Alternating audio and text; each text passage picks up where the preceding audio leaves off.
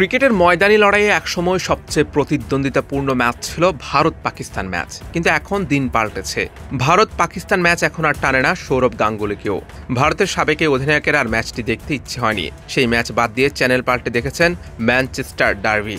নিজের ফ্যাশন ব্র্যান্ডের উদ্বোধনের দিন পাকিস্তান এখন আর ভারতের সমকক্ষ নয় বলেও মন্তব্য করেছেন সৌরভ।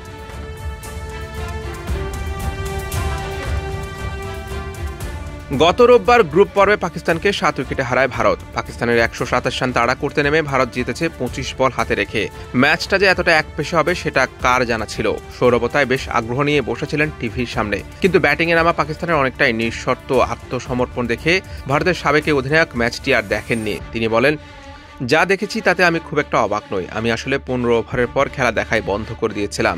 ম্যানচেস্টার ইউনাইটেড এবং ম্যানচেস্টার সিটির খেলা দেখেছিলাম।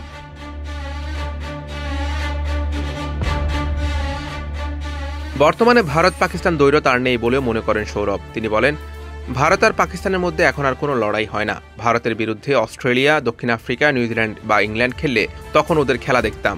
শুধু পাকিস্তান নয়, এই এশিয়া কাপে সব দলের থেকে অনেক এগিয়ে রয়েছে ভারত। 1-2 দিন ওরা হারতেই পারে, কিন্তু বাকি দিন ভারতেই জিতবে।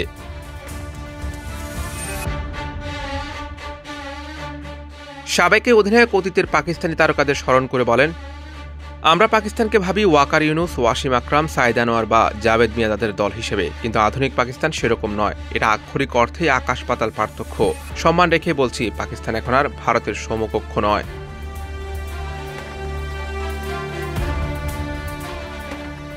তিনি যোগ করেন, এখনকার ভারতীয় দলটিতে নেই বিরাট কোহলি আর রোহিত শর্মা, তবুও তারা সহজে এগিয়ে যাচ্ছে। পাকিস্তান সহ এশিয়া কাপের বেশিরভাগ দলের তুলনায় ভারত অনেক দূর এগিয়ে গেছে। হ্যাঁ, 1-2 দিন হারা সম্ভব, তবে বেশিরভাগ দিনই ভারত হবে সেরা দল। ম্যাচ শেষে ভারত ও পাকিস্তান ক্রিকেটারদের মধ্যে করমর্দন না হওয়া প্রসঙ্গে প্রশ্ন করা হলে গাঙ্গুলি বিষয়টি এড়িয়ে যান। তিনি বলেন, এটি নিয়ে সূর্যকুমার যাদব ভালো বলতে পারবে। আমি তো দূরে আছি, নিজের ব্র্যান্ড লঞ্চিং নিয়ে ব্যস্ত। সূর্যকুমার ইতিমধ্যেই নিজের অবস্থান জানিয়েছে। Hussain Arman, BD cric time.